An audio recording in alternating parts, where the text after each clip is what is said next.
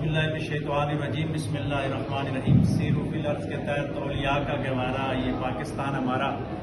آج ہم برصغیر پاک و ہند کے عظیم صوفی بزرگ جو خطہ کوثر تحصیل کوٹلی صدیہ میں آرام فرما رہے ہیں، سلطان العارفین حضرت سلطان سائیں ٹکا سرکار قادری قلندری رحمۃ اللہ علیہ کامرہ شریف کی تربت پہ حاضر ہیں۔ 1930 میں ان کا انتقال ہوا اور سلسلہ قادریہ میں ان کا جو سلسلہ ہے وہ بری امام رحمۃ اللہ علیہ کے ساتھ جا کے ملتا ہے، وہاں سے یہ فیض یافتہ ہے۔ اور اس کے بعد پنڈوڑیاں شریف میں ایک دربار ہے سائیں ناگاں بادشاہ، وہاں سے انہوں نے فیض پایا۔ اور ہمارے خطہ کوثر میں اس مرد قلندر نے دین اسلام کی اتنی خدمت کی ہے کہ نڑ سے لے کر مری پراپر تک تقریباً 10 کے قریب مساجد ہیں جن کا سنگ بنیاد انہوں نے رکھا ہے، جن میں نڑ کے اندر ہے، کمکوٹ حیدر میں ہے، کھلا باٹ میں ہے، اور مری میں پراپر مار روڈ کے نیچے دوبی گھاٹ میں کا آستانہ ہے سائیں رجب علی قادری کا، وہ ان کے خلفاء میں سے ہیں۔ اسی طرح کرل شریف میں خواجہ احسن قادری، وہ بھی ان کے خلفاء میں سے ہیں۔ گجر خان میں پیر صدیق علی شاہ صاحب قادری سلسلے کے بڑے بزرگ گزرے، اور تحریک منہاج القرآن کا ایک بڑا نام، وہ بھی اس دربار سے منسلک ہیں اور ان کے خلفاء میں آتے ہیں۔ وہ تربت ان کے صاحبزادے سائیں ضمیر علی قادری صاحب کی تربت ہے، وہ بھی ان کے گدی نشین میں، اور اس کے بعد پھر سائیں مطلوب علی قادری صاحب ان کی گدی نشین تھے۔ ابھی موجودہ گدی نشین صاحبزادہ خاور علی قادری ہیں۔ اس دربار کے اندر جہاں پہ انہوں نے مساجد کا نظام قائم کیا، وہاں پہ برصغیر کی ایک ریت اور روایت رکھتے ہوئے گنگائی جمنائی تہذیب میں انہوں نے برصغیر کی لوکل کلچر کو بھی پروموٹ کیا ہے، جو ہماری تہذیب تھی یا ثقافت تھی۔ بہت ساری چیزیں جو مٹ رہی تھی وہ ابھی بھی یہاں دربار پہ چل رہی ہیں۔ اور یہ میلہ جو ہوتا ہے، میلے اور اس میں تھوڑا سا ایک باریک فرق ہوتا ہے۔ میلے کا کنسپٹ ہوتا ہے ملانے والا، لوگوں کو ایک جگہ پہ جمع کرنے والا۔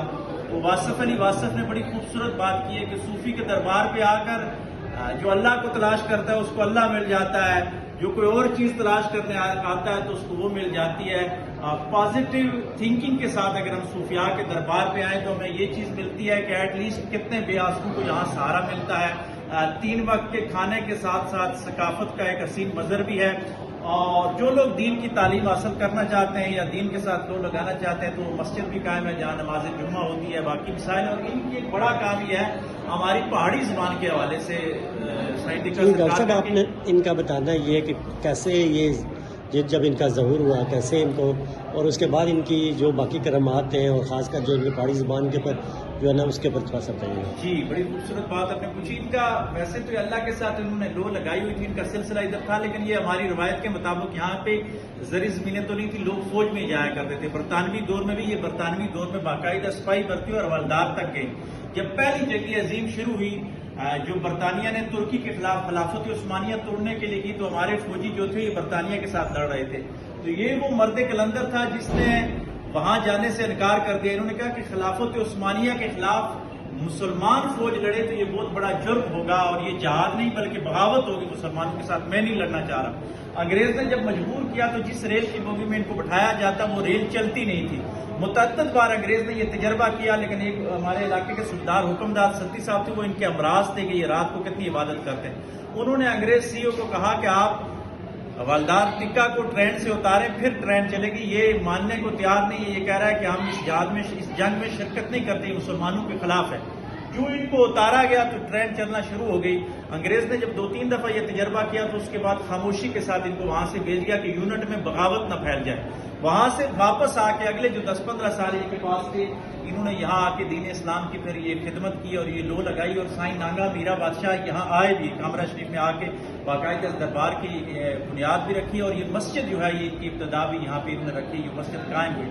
اور باقاعدگی کے ساتھ ایک خانقاہی سسٹم جو ہے وہ یہاں پہ جاری و ساری فرمایا۔ ہمارے کوٹوار کی جتنی خانقاہیں ہیں اس میں اگر طریقت کی باقاعدہ بیعت چل رہی ہے ابھی تک۔ بہت ساری چیزیں لوگ سطحی چیزیں دیکھ کے کہتے ہیں، لیکن میں سمجھتا ہوں کہ ثقافت کے ذریعے لوگوں کو یہ اکٹھا کرتے تھے۔ بظاہر ہمیں یہاں ثقافتی چیز نظر آ رہی ہے کہ اندر میں یہ اللہ کے ساتھ لو لگانے والی ایک بات ہے جو باطنی طور پر ہوتی ہے۔ جس طرح کمبار کا ہاتھ اندر اور ہوتا ہے اور باہر کے ساتھ وہ ٹوٹ رہا ہوتا ہے، یہ لوگوں کو جمع کرنے کے لیے یہاں ثقافتی ایونٹ تو منعقد ہوتے ہیں۔ اور میں تو یہ کہتا ہوں کہ صوفی جو ہوتے ہیں وہ تہذیبوں کے ساتھ تصادم نہیں کرتے، بلکہ تہذیب کے ساتھ ملتے ہوئے اس کے اندر توحید و رسالت کو انجیکٹ کرتے ہیں۔ تو اس مرد قلندر نے خطہ کوثر میں ہماری ثقافت کے اندر توحید و رسالت کو سمو دیا ہے۔ اور یہ سلسلہ چل رہا ہے اور ہم امید کرتے ہیں گارڈین آف ستی کی ٹیم بھی انشاءاللہ اس کے بھی ساتھ ان کے ساتھ زیادہ فیصل صاحب ہمارے ساتھ شامل رہتے ہیں، پڑھے لکھے آدمی ہیں، اور ہاور صاحب خود بھی دوسرا ڈاکٹر صاحب مجھے یہاں پہ بتایا گیا تھا کہ اس خطہ کے ساتھ سہار میں جو مسجد ہے بیسیکلی جب ان کا جو کنسیپٹ ہے یہاں بنانے کا وہ جو ہے نا ٹکا سرکار نے اسٹارٹ کیا. جی جی اس سے پہلے مسجد تھی، وہ چھوٹی مساجد تھی، لیکن انہوں نے باقاعدہ ایک بڑی مساجد بنانے کے حوالے سے، اور یہ بندے پڑھے لکھے تھے، انہوں نے راولپنڈی میں جا کے اس وقت تعلیم حاصل کی، اپنی پھوپھی کے یہاں رہ کے، وہاں پہ انہوں نے جو موجودہ اوجڈی کیمپ ہے وہاں ان کی پھوپھی کا گھر تھا، وہاں پہ جا کے انہوں نے اسکول کی بھی باقاعدہ تعلیم حاصل کی. اسی وجہ سے تصنیف و تالیف کی طرف بھی گئے. میں پہاڑی زبان کا تذکرہ کر رہا تھا کہ انہوں نے جس طرح میاں محمد بخش صاحب کی سیف الملوک ہے، اسی طرح ان کا معرفت کا کلام ہے جو وہاں دربار سے وہ کتاب ملتی بھی ہے. اس کتاب کو اگر آپ پڑھیں تو پہاڑی زبان میں انہوں نے قرآن و حدیث کا سارا مجموعہ پہاڑی شاعری میں جمع کر کے رکھ دیا. پھر اس بندے نے، اس مرد درویش نے پہاڑی زبان میں قرآن مجید کا ترجمہ اور تفسیر کی جو ہاتھ سے لکھا ہوا تھا، لیکن بدقسمتی یہ ہوئی کہ ان کے وصال کے بعد لوگ تعویذ سمجھ کر وہ اوراق اٹھا کر اپنے گھروں میں تبرک کے طور پر لے گئے. بہت کم اوراق ملے ہیں جو ابھی تک شاید اس پہ کہیں کام ہو رہا ہے، وہ ان کے مخطوطات ضائع ہو گئے. اس کے علاوہ یہ تعویذ اور اس حوالے سے بھی کام کیا کرتے تھے، لوگوں کو دم وغیرہ بھی، لیکن زیادہ ان کا جو فوکس تھا کہ کلچر کے ذریعے لوگوں کو جمع کر کے دین اسلام کی طرف لے کے جانا. اور اہل بیت کے ساتھ ان کی محبت جو ہے وہ بڑی زیادہ تھی. حضرت علی کرم اللہ وجہ الکریم، امام علی مقام، امام حسین، ان کے حوالے سے آپ یہ کہیں کہ یہ کشتہ عشق اہل بیت تھے. ان کا اصل نام جو تھا یہ بتاتا چلوں، یہ حب علی ان کا نام تھا. حضرت علی کی محبت سے حب علی المعروف ٹکا سرکار ان کو کہتے تھے. ویسے ٹکا ادھر شاہ جمال بخاری کی ایک خانقاہ ہے کجنا میں، وہ یہاں پہ آئے دورے پہ، اور انہوں نے ان کے والد کو یہ خوشخبری سنائی کہ آپ کے یہاں بیٹا پیدا ہوگا اور اس کے ماتھے پہ یا ہاتھ پہ ٹکے کا نشان ہوگا، تو اس کا عرفی نام ٹکا ہوگا.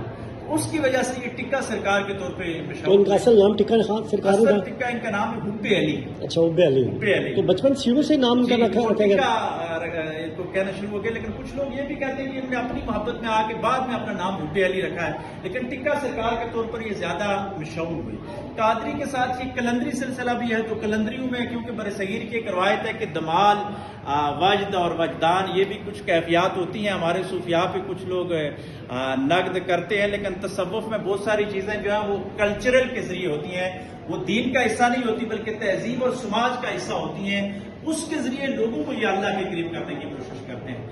تو یہاں کا پیغام یہ ہے کہ امن عام ہو جائے، آشتی عام ہو جائے. صوفیاء کا یہ فیضان ہے، اور پاکستان کے جتنے بھی صوفیاء ہیں بلکہ برصغیر کیا پوری دنیا کے صوفیاء کا یہی پیغام ہے کہ امن ہو، آشتی، اور یہ انسانیت کی بات کرتے ہیں. مذہب اور مسلک سے بہت بالاتر ہو کر یہ انسانیت کی بات کرتے ہیں کہ پہلے انسانیت، اس کے بعد پھر باقی ساری چیزیں.